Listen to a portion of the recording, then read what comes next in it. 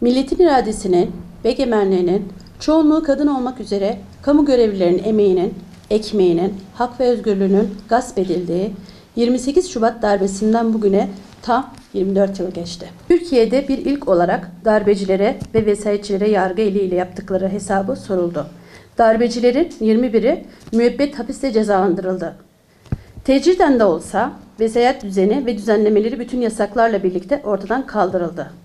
Küçümsenmesi imkansız bir biçimde 28 Şubat döneminde ihraç edilen kamu görevlilerinin açıkta geçirdikleri sürelerin çalışmış sayılmasına, kazanılmış hak aylığına ve emekli müktesebine değerlendirilmesine yönelik düzenleme yapıldı.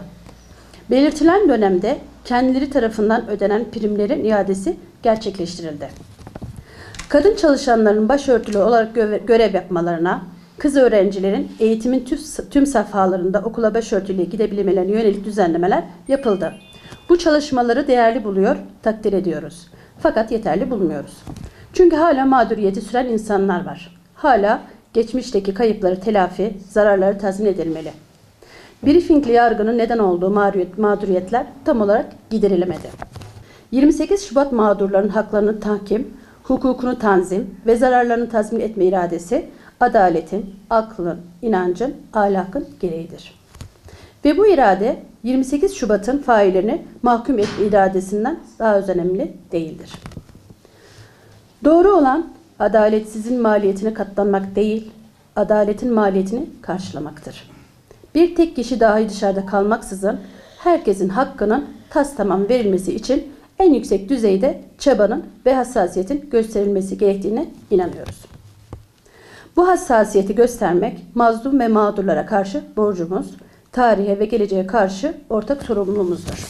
Vesayet dönemindeki haksız, hukuksuz cezaların affedilmesi yerine yok hükmünde kabul edilmesi, düzenlemesi yapılmalı.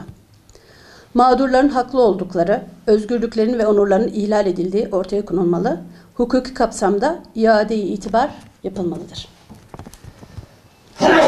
Haklarında verilen idari kararlar ile idari yargı kararlarına yönelik hukuki yollarla başvuru nedeniyle yapılan giderler, ödenen ücretler güncellemek suretiyle ilgililere ödenmeli.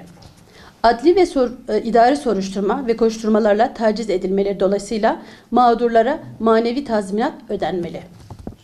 Eğitim hakkından mahrum edilenlerin maddi ve manevi zararlarını belirlemeye yönelik komisyon oluşturulmalı.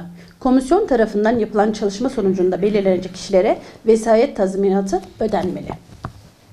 Dönem soruşturmalarıyla başörtüsü başta olmak üzere inanca dair hassasiyetleri nedeniyle devlet memurluğundan çıkarılanların açıkça geçen sürelere ilişkin maaşları, ücretleri, diğer mali ve sosyal hakları kendilerine emsalleri esas alınarak hesaplanmalı ve güncelleme yapılarak kendilerine ödenmeli, zararları karşılanmalıdır. Mağdurların zararlarının karşılanmasına yönelik kamu bütçesinden karşılanan tutarlar 28 Şubat darbesinin asli ve feyri iştirakçilerine rücu edilmeli ve millet adına kendilerinden tahsil edilmelidir. Söz konusu dönemde eğitim hakları gasp edilenlerin kamuda istihdamlarına sağlamak için durumlarına ve mezuniyetlerine uygun kadro pozisyonlar ihdas edilmeli. Görevlerine son verilmesine, devlet memurlarından çıkarılmalarına bağlı olarak farklı sosyal güvenlik kurumlarıyla ilişkilendirilerek emekli olmak durumunda kalanların emekli ikramiyesi ile emekli maaş kayıpları hesaplanmalı ve ödenmeli. Emekliliklerine ilişkin hukuki konumları düzeltilmeli.